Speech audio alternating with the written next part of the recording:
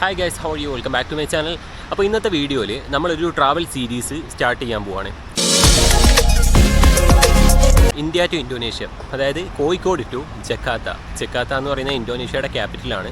നമ്മൾ ബൈ റോഡാണ് പോകാൻ നോക്കുന്നത്. അപ്പോൾ ഇതിൽ കംപ്ലീറ്റ് നമ്മൾ ബൈ റോഡായിരിക്കും പോകാൻ നോക്കുന്നത്. പക്ഷേ മ്യാൻമറിൽ ഇപ്പോൾ ബൈ റോഡ് പോകാൻ പറ്റില്ല. അതുകൊണ്ട് ചിലപ്പോൾ നമ്മൾ ഫ്ലൈറ്റ് എടുക്കും. അതുപോലെ തന്നെ കംബോഡിയയിൽ നിന്ന് തായ്ലൻഡിലേക്ക് കയറാനും കുറച്ച് ടാസ്ക്കാണ്. അപ്പോൾ അവിടെ നിന്ന് നമ്മൾ ഫ്ലൈറ്റ് എടുക്കേണ്ടി വരും.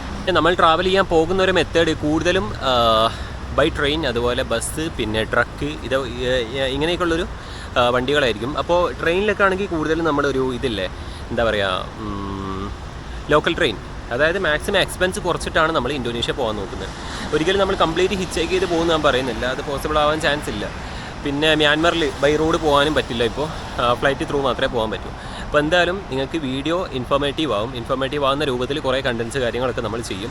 അപ്പോൾ പറ്റുന്ന ആൾക്കാരൊക്കെ ജസ്റ്റ് ഒന്ന് സബ്സ്ക്രൈബ് ചെയ്യുക, വീഡിയോ ഇഷ്ടപ്പെട്ടാൽ ലൈക്ക് ചെയ്യുക. അപ്പോൾ ഞാൻ ട്രാവൽ ചെയ്യാൻ നോക്കുന്ന ഒരു മെത്തേഡ്, ഒരു പ്ലാൻ ഇങ്ങനെയാണ്. ഫസ്റ്റ് കോഴിക്കോട് നിന്ന് ആദ്യം മുംബൈ പോവുക. ഇപ്പോൾ നമ്മൾ മുംബൈ ആണ് പോകുന്നത്. സാധാരണ ഞാൻ ഡൽഹി ആയിരുന്നു ടച്ച് ചെയ്യാറുള്ളത്. പിന്നെ നാഗ്പൂർ, സായിബാബ, പിന്നെ കൽക്കട്ട പോവാം. കൽക്കട്ടയിൽ നിന്ന് പിന്നെ നമ്മൾ നേരെ ഭൂട്ടാനിലേക്കുള്ള വഴി നോക്കുക. Bhutan to Myanmar to Thailand. ഇതൊക്കെ നമ്മൾ ട്രെയിനിലും അതുപോലെ ബസ്സിലൊക്കെ ആയിരിക്കും വരിക. പിന്നെ ലാവോസിലേക്ക് പോകും, വിയറ്റ്നാമിലേക്ക് വരും. വിയറ്റ്നാം നമ്മൾ ഡനാങ്ങും അതുപോലെ ഹോച്ചിമിൻ സിറ്റിയും വിസിറ്റ് ചെയ്യും. പിന്നെ നമ്മൾ ഹോച്ചിമിൻ സിറ്റിയിൽ നിന്ന് കംബോഡിയയിലേക്ക് പോകും. ബൈ ബസ്സാണ് പോവുക.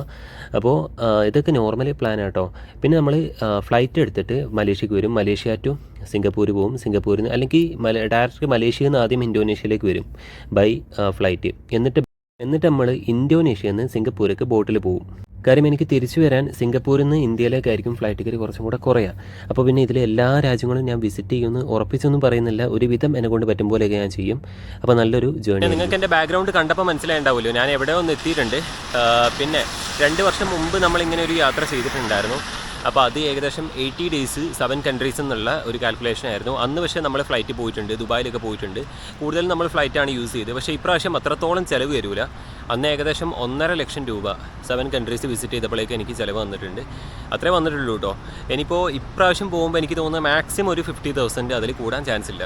എന്തായാലും നമുക്ക് നോക്കാം. നമ്മൾ ഇതിൽ ഏറ്റവും കൂടുതൽ പൈസ ചിലവ് വരാൻ ചാൻസ് ഉള്ളത് വിസ ഫീസും അതുപോലെ ഫ്ലൈറ്റ് ടിക്കറ്റ്സുമാണ്. അത് നമുക്ക് മനസ്സിലാവില്ല എവിടെയൊക്കെ എങ്ങനെയൊക്കെ പൈസ പോയെന്ന്.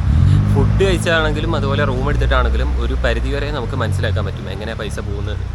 എന്തായാലും നമുക്ക് നോക്കാം, സമയമുണ്ടല്ലോ.